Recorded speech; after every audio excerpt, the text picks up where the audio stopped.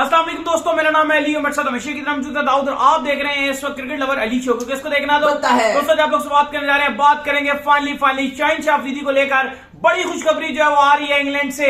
क्या खुशखबरी है वो आप लोग से शेयर करेंगे।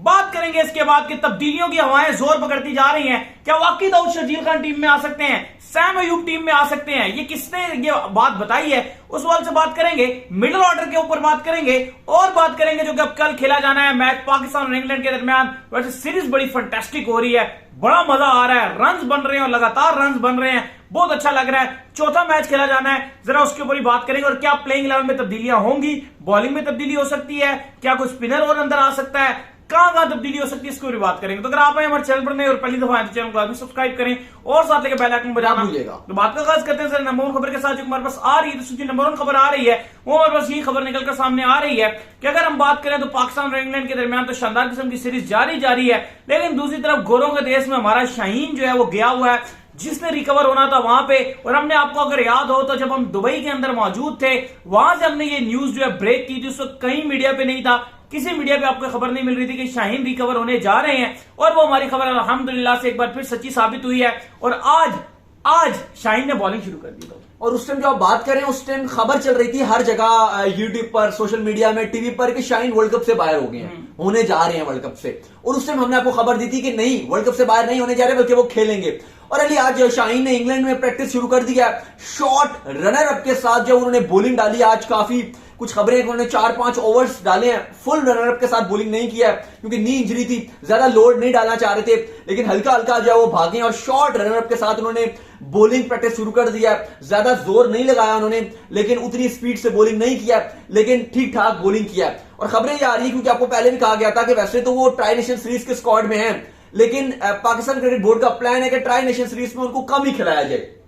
लेकिन जिस तरीके से वो शुरू हो गए प्रैक्टिस करना, तो पॉसिबल है कि 1-2 मैचेस ट्राई नेशन सीरीज के शायद उनको मिल जाए, क्योंकि वैसे जो इनिशियली पीसीबी का प्लान है वो तो यही है कि 15 अक्टूबर को शाहीन ब्रिस्बेन में टीम को ज्वाइन करेंगे। वैसे उनका नाम ट्राई नेशन सीरीज में भी ऑलरेडी है, लेकिन ज्यादा अच्छी बात यह है कि जो पीसीबी है वो ज्यादा बर्डन नहीं डालना चाहता, क्योंकि आपकी जो टीम मैनेजमेंट है वो तो बाबर हो गया, कोच सकलैन हो गया, ये तो चाह रहे थे कि उसको नीदरलैंड के अगेंस्ट भी खिला दें। और उस टाइम जब वो चल भी नहीं सकता था, बिल्कुल उस टाइम भी ये चाहते थे कि 1 या 2 मैचेस हम खिलाएं।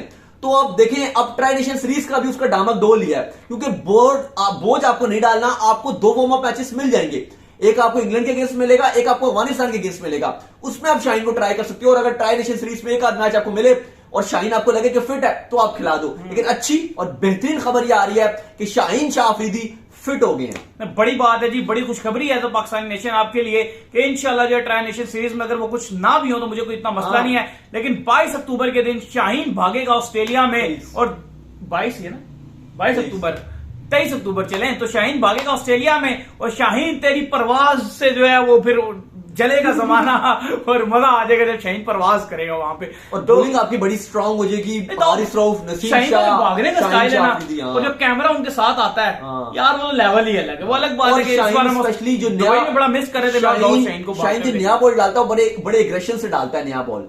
बाद में शाहीन का वो रोल नहीं रहता जब वो पुराना बॉल करता है, लेकिन नया बॉल जब वो डालता है तो मजा आ जाता है। मजे की खबर ये है कि दुबई के अंदर उस तरह से आपको दिख नहीं रहा था क्लोज, यहां से तो आपको बड़ा क्लोज दिखेगा भी। और ऑस्ट्रेलिया के जो टीवी पर भी अगर आप मैच देखोगे, जो ग्राउंड और ऑस्ट्रेलिया का जो आपको कवरेज मिलती है 4K में, मजा आ जाता है।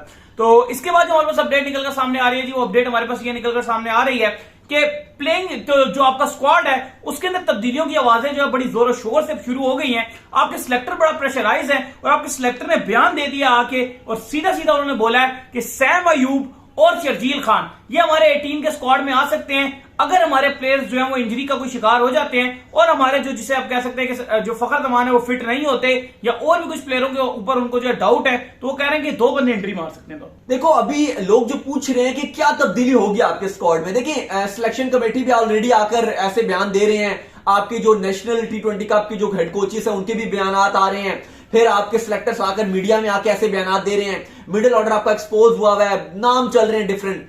देखो, ये तब्दीलियां तो हो रही हैं। फखर जमान अगर फिट हो गए हैं और होना भी है उनको, वो आएंगे आपके 15 के स्क्वाड में।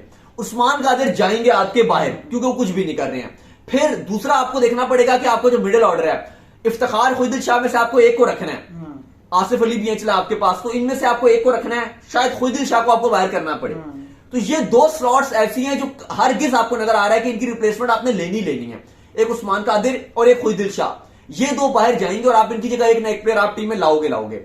अब सवाल ये है यहां पर कि आप किसको लाओगे। चलो एक तो आपका नाम आगे कि फखर को आप ला सकते हो, दूसरा क्या शर्जील खान टीम में आएंगे। साइम अयूब मैं पर्सनली उनको बड़ा लाइक करता हूं और जिस तरह की उनकी गेम है यार वो तो मुझे एबी डिविलियर्स लगते हैं। सही बात है, ग्राउंड के किसी भी खाने बैटिंग कर सकते हैं और बहुत स्टाइलिश प्लेयर। लेकिन फिर भी मैं चाहता हूं कि अभी आप ऑस्ट्रेलिया में जाकर उसको परेशान मत करो, आप उसको खराब मत करो, उसको तैयार करो। वो मुझे बहुत लॉन्ग टर्म फ्यूचर नजर आ रहा है आपका साइम अयूब। ये नहीं होना चाहिए कि आप ऑस्ट्रेलिया में एक T20 खिला के चौथे पांचवें नंबर पे खिला के उसको वहां फेंको जहां से कभी जिंदगी में ना आ सके। वो बहुत बड़ा एसेट है आपका, बहुत बड़ा एसेट। और वर्ल्ड कप में आप जिस प्लान के साथ जा रहे हो, ना आपकी कप्तानी समझ आ रही है, ना कुछ समझ आ रहा है, खुदा ने खासा कोई ऊंच नीच हुई तो बली का बकरा आप किसी एक प्लेयर को तो बनाते हो। आप अपने कहोगे जी ये फारेगा, वो फारेगा, फलाना फारेगा, तो मैं ये नहीं चाहता कि आप वर्ल्ड कप में उसे कच्चा खिलाओ और उसको बिल्कुल फारिग कर दो। वो बहुत बड़ा एसेट है आपका लॉन्ग टर्म, कम से कम मैं चाहता हूं 10 साल खेले। 10 साल का वो प्लेयर है, उसको आप एक T20 खिला के ऐसे दूध में से मक्खी की तरह निकाल के मत फेंको। बिल्कुल सही। तो साइम अयूब को मत आप लाओ ऑस्ट्रेलिया में, वो भी खेलेगा। आप हल्की टीम, एक PSL अभी खेलने दो, PSL खेलने दो, और जो आपकी हल्की सीरीज होगी, कोई जिम्बाब्वे के साथ है आपकी अगले जो FTP है, बांग्लादेश के साथ है आपकी सीरीज, वो आप खिलाएं। बाबर ने कोई ऑस्ट्रेलिया के अगेंस्ट अपना चांस दिया था, बाबर को डेब्यू करवाया था, जिम्बाब्वे के अगेंस्ट खिलाया था, तब बने। और फिर वेस्ट इंडीज में मतलब हल्की टीम है, ऑब्वियसली। तो आप बनाते हो अपने प्लेयर्स को, फिर वो बनता है बड़ा नाम। फिर ऑस्ट्रेलिया भी गए, इंग्लैंड भी गए, साउथ अफ्रीका भी गए, बाबर ने रन बनाए। तो साइम अयूब को भी आप हल्की सीरीज पहले दो, जिम्बाब्वे के अगेंस्ट खिलाओ, वेस्ट इंडीज के अगेंस्ट खिलाओ, आयरलैंड है, नीदरलैंड, जिसके अगेंस्ट आपने खेलना है, मेन टीम मत खिलाओ ना उसके अगेंस्ट, तब खिला के आप चांस दो। अब ऑस्ट्रेलिया में जो आपकी स्ट्रेंथ कर सकता है वो शर्जील, जो पेसर को मार सकता है। अगर अली क्या आप कहते हो मिडिल ऑर्डर का मसला, मिडिल ऑर्डर का मसला है ना, तो सॉल्व करो ना मसला है। तो बाबर रिजवान में से एक को आप 3 में ले आओ, सॉल्व मैटर। और दूसरी बात यह है कि अगर शर्जील ऊपर आ जाएगा ना, अगर बिलफर जी शर्जील को सिलेक्ट करते हैं और ये कहते हैं चलो रिजवान शर्जील के साथ ओपनिंग कर लेगा, बाबर नंबर 1 पे आ जाएगा, 3 चले नंबर 3 पर आ जाएगा, वो ये की बात है 1 डाउन आई है 3 पर है, तो बहुत बड़ा प्रेशर रिलीज होगा, बहुत बड़ा प्रेशर कुकर जो बना हुआ वो सारा एकदम फट जाएगा। अगर आपका एक विकेट खुदा खासा जल्दी गिर भी जाती है ना, आपको मसला नहीं रहेगा। जो आप कहते हैं ना रेत की दीवार, वो फिर पीछे एक और आ जाएगा। फायदा क्या होगा आपको कि रन बाबर भी बनाएंगे, रिजवान भी बनाएंगे, और दोनों के ऊपर प्रेशर नहीं बनेगा। अभी अक्सर होता है ये कि शुरू में रिजवान देख रहे होते हैं कि बाबर रन बना के दे दें, तो वहां पे वो शर्जील चार्ज कर लेगा। फिर अगर इनमें से एक आउट भी होता है, शर्जील आउट हो गए या रिजवान आउट हो गए, तो बाबर आ जाएगा, वो गेम को आगे ले जाएगा, या रिजवान 3 पे आ जाए, बाबर ओपन कर ले, कोई भी कर ले। लेकिन उससे आपको फर्क बड़ा पड़ जाएगा कि आपका जो ऑस्ट्रेलिया की जो पेस वाली पिचेस है, जहां पे तेज गेंदबाज आएंगे, तो आपको हेल्प मिल जाएगा। और दूसरा ये बताया अली साहब, कल T20 है, 4th T20 मैच, अब तब्दीलियां तो हो रही हैं कल, ठीक है। खबरें आ रही है जी कि बॉलिंग आपकी इंतहाई पैथेटिक रही है, नसीम शाह को आप एंट्री करवा रहे हो। मैं आपसे पूछना चाहता हूं अली साहब, उस्मान कादिर फुल टॉस पे फुल टॉस मारते हैं। उस्मान कादिर राइट हैंड किसी ने लिखा हो तो फुल टॉस बॉलर, हाँ right arm full toss bowler. अब मुझे एक बात बताओ अली कि अबरार आपने सिलेक्ट किया हुआ है, एक नया लड़का है ना, और उसने PSL में अच्छा किया हुआ है, जो 221 खा रहे हो आप, और वो आपका उस्मान कादिर 50 रन से कम तो किसी मैच में वो नहीं खाता। मुझे बात बताएं, उस्मान कादिर की मैंने कुछ बॉलें देखी, शायद कुछ आपने भी देखी हो, जो तेज करते हैं वो तो बहुत अच्छा बॉल होता है, हाँ, लेकिन फायदा नहीं है। बहुत ज्यादा फ्लैट क्यों करते हैं? अगर आप एक ओवर में 2 या 3 अच्छी बॉलें डाल रहे हो और उसके अलावा आप 2 छक्के ओवर में खा रहे हो, क्या फायदा? फिर तो मकसद फायदा ही नहीं। 2 फुल टॉस मार रहे हो, एक आप उसको बल्ले के नीचे बॉल डाल रहे हो ना। देखो अब इंडिया की मैं आपको बताता हूं, यूजी चहल वो बड़ा अच्छा बॉलर था, लेकिन अगर आप ये एशिया कप जो हुआ है, इसमें मास वाइज श्रीलंका के अगेंस्ट वो पूरे एशिया कप में बचने की कोशिश करता रहा। ऐसा ही है ना, उसने लेग स्पिन नहीं किया, वो टोटल या तो वो कोशिश कर रहा था कि मैं बच जाऊं किसी तरीके से। और चहल इंडिया का सबसे बड़ा एक वीक लिंक साबित हुआ, एक्सपोज हुआ है पूरे एशिया कप में। अब वही आपको उस्मान कादिर भी करता रहा कि वो बचने की कोशिश कर रहा है, या वो अपना मेन जो उसकी स्ट्रेंथ है उसमें वो आ ही नहीं रहा, नहीं करता। और जो उसने 1-2 अच्छी बॉलें की उसमें उसको विकेट मिला है या पजल किया उसने, लेकिन उसके बाद वापस वो बचने की कोशिश करना शुरू हो जाता है, सीधे बॉल डालना शुरू हो जाता है, या फिर फ्लाइट के चक्कर में इतना फ्लाइट दे पड़ता है कि वो विकेट दे जाता है। देखो T20 में जो स्पिन लेग स्पिन कामयाब होते हैं वो राशिद खान की तरह के कामयाब होते हैं। इवन शादाब ने बड़ा अपने आप को तैयार किया, लेकिन शादाब को भी मसला ये आ जाता है कि अच्छी बॉल करते करते कभी वो फंस जाता है एकदम। तो जब आप, और देखो अफरीदी क्यों कामयाब थे, वो भी तेज करने की कोशिश करते थे। आपको उस्मान कादिर को समझना पड़ेगा, अगर वो इस पे काम नहीं करेंगे वो कभी भी अच्छे बॉलर नहीं बन पाएंगे। और अबरार आपके पास बैठा हुआ है। जब आपने 3 मौके मैचेस दे दिए उस्मान कादिर को, तो फिर बाबर ठीक है, दोस्त है बाबर का, लेकिन फिर अबरार को भी दे दे। सही बात है, ईमानदारी। जमाल बैठा हुआ है, जब आपको मिडिल ऑर्डर एक्सपोज हुआ है, जमाल को चांस दे दो। उसकी डोमेस्टिक में आप देखें वो भी टुलर तो वो भी है, बॉलिंग भी करता है और बैटिंग भी करता है। तो फिर एक आध मैच जो आपने 2 को रखा हुआ है तो उनको खिला दो फिर। अच्छा दाऊद, एक बात ये भी है ना, देखो खुशदिल शाह और इफ्तिखार के बारे में तो अब ये भी हो गया ना, वो एक चीज होता है ना कि आप कहते हो यार कि मतलब यार एक बंदे पे आप ट्रस्ट करके इसको चांस दे जो ये करेंगे, यार इनको तो बहुत ही चांस दे दिए लिटरली जो है ना। और मैं कहता हूं कि इफ्तिखार इतना लकी इंसान है कि अभी तक इसके ऊपर किसी ने बात नहीं की कि यार ये एजिड प्लेयर है। एक बात है, किसी बंदे ने इसके ऊपर बात नहीं की। बाकी इससे अच्छे अब शुएब मलिक जो है फिटनेस में मैं कहता हूँ शायद चाचे से अच्छा हो। एज में मुझे नहीं पता कि चाचे से शुएब मलिक छोटे हैं या बड़े, लेकिन शुएब मलिक को चांस मिला, चाचे को मिल गया। जो ऑफिशियल एज है और रियल एज है उसमें भी तो फर्क होता है ना। वो लिखवाई जो एज है और जो एक्चुअली एज है, जैसे सईद अजमल कहते हैं, एज उनकी बहुत ज्यादा है। लेकिन अली मैं ये बात कर रहा हूं कि अगर आपने इंग्लैंड के अगेंस्ट, अब इंग्लैंड है, उसने अपनी टीम बेंच से को ट्राई किया कि नहीं किया? उन्होंने सेकंड T20 में उन्होंने चांस दे दिया, फिर भी बाहर कर दिया। 30-20 में उन्होंने चांस दे दिया। तो आप क्यों नहीं चांस दे रहे? पॉलिसी से चलो। बहरहाल अली, जो अपडेट आ रही है, तब्दीलियां तो कल पाकिस्तान की टीम में हो रही हैं। मैं तो पर्सनली चाहता हूं कि अबरार को भी खिला दो। जब आपने 200 ही खाना है, दोनों मैचों में आप 200 आपने खाया है, और तीसरे एक जो आप हारे हो, जो आपने 150 तो 158 था, ये टारगेट कम था ना, तो उन्होंने वो भी उन्होंने इजीली चेस किया। तो बेहतर तो ये है कि आप फिर अबरार को भी खिलाओ। मुझे लगता है कहीं ना कहीं अगर आप अबरार को खिलाते हो, वो इंग्लैंड को पजल कर देगा। जिस तरह का वो स्पिन बॉलर है, वो इंग्लैंड को परेशान करेगा। और जमाल, वो भी एक हार्ड हिटर बल्लेबाज है, खुशदिल शाह से बेहतर ही है। अगर आप आसिफ अली को नहीं खिला रहे तो आप उसको जमाल को खिला लो, वो भी तेज बल्लेबाज है।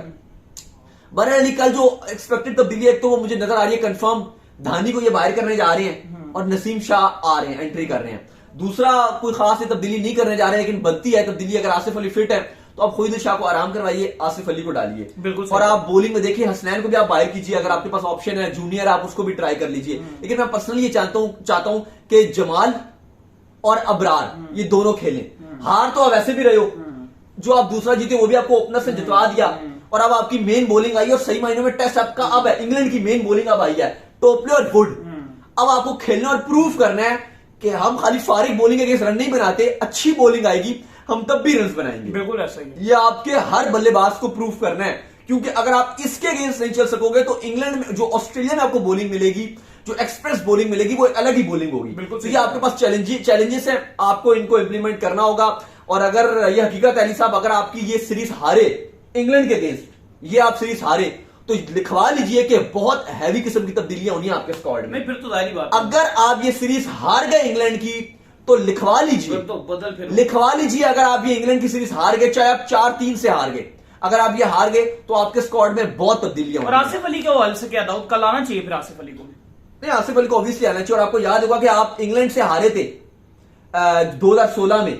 वो बेशक वो आप जो आप अक्सर बात करते हैं, शर्जील और खालिद ने जितवा दिया था, T20 मैच जितवाया था, लेकिन आप ओडीआई हारे थे 4-1 से। सरफराज का बड़ा अच्छा हो रहा था, अजहर अली कप्तान थे। उस सीरीज के बाद कप्तानी भी चली गई थी। सरफराज को कप्तानी मिली थी और अजहर की कप्तानी भी चली गई थी। तो ये आपको सोचना पड़ेगा बाबर को कि अगर यहाँ पे क्या, खैर कप्तानी तो बाबर की वर्ल्ड कप से पहले नहीं जाने वाली, लेकिन स्क्वाड में बहुत बड़ी बड़ी तब्दीलियां होंगी। कम से कम 3 से 4 तब्दीलियां हो जाएंगी आपके इस स्क्वाड में, अगर आप इंग्लैंड से ये सीरीज हार गए अपने घर पे। और जिस तरह की इंग्लैंड ने कल बॉलिंग दिखाई है, वन साइडेड मैच मारा है आपको। अब उम्मीद ये करते हैं इंग्लैंड अल्लाह करे कि अपनी मेन बॉलिंग ही खिलाए। इंग्लैंड अब अपने मेन बॉलर को रेस्ट में दे, ताकि हमारी बैटिंग ज्यादा से ज्यादा टेस्ट, अगर हमें पता चले हम कहां खड़े हुए हैं। क्योंकि वर्ल्ड कप में रोने से बेहतर अभी रो लें।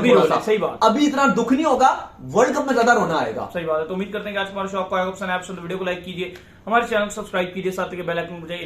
इंस्टाग्राम में मुझे फॉलो कर लीजिए, वहां पे मैं मौजूद हूं दाऊद क्रिकेट के नेम से। अगर आपको सवाल हो तो भेजिएगा, इनको भी फॉलो करना। लवली ऑफिशियल के नाम से लिंक डिस्क्रिप्शन में जाइए, फॉलो कीजिए। Good night.